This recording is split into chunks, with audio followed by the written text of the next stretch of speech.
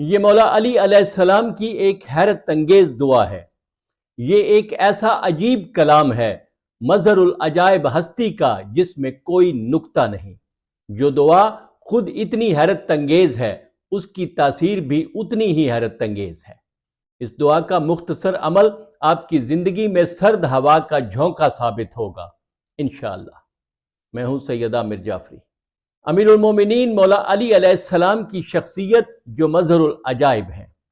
آپ کی زبان اطہر سے جو موجز نما کلام جاری ہوا، ان میں سے ایک دعائے بے نکتہ ہے۔ یہ ایک ایسا کلام ہے جس میں مولا نے کوئی نکتہ استعمال نہیں کیا۔ یہ دعا مسجد کوفہ میں آپ کے مقام ضربت کے پاس آویزاں کی گئی ہے، جس کا عکس اس وقت آپ کی اسکرین پر موجود ہے۔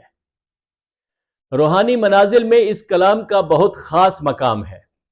بہت سے لوگوں کا اس کلام پر بہت پختہ یقین ہے کہ اگر خلوص نیت کے ساتھ تمام لوازمات کا خیال رکھ کے یہ کلام پڑھا جائے تو ہر طرح کی حاجت روائی، اپنے امور میں وسعت، مسائل کے حل اور قلبی سکون کے لیے بہت فائدہ مند ہے۔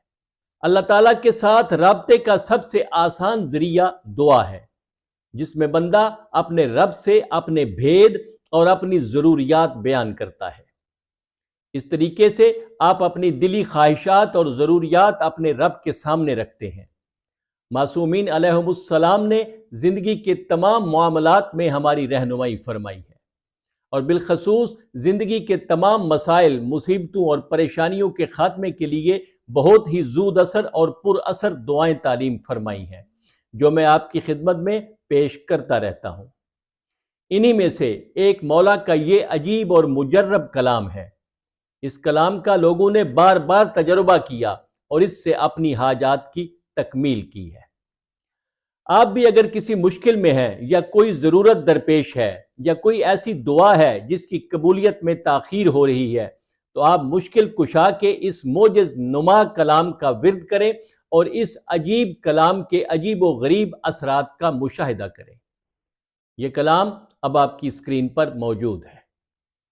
اپنے معاملات میں وسعت کے لیے اور دعاؤں کی قبولیت کی نیت سے وضو کریں اور پھر اسی نیت سے 2 رکعت نماز پڑھیں، اور نماز ختم کرنے کے بعد مولا علی علیہ السلام کی یہ حیرت انگیز اور آزمودہ دعا 7 بار پڑھیں۔ ہر بار دعا پڑھنے کے بعد اپنی حاجت طلب کیا کریں۔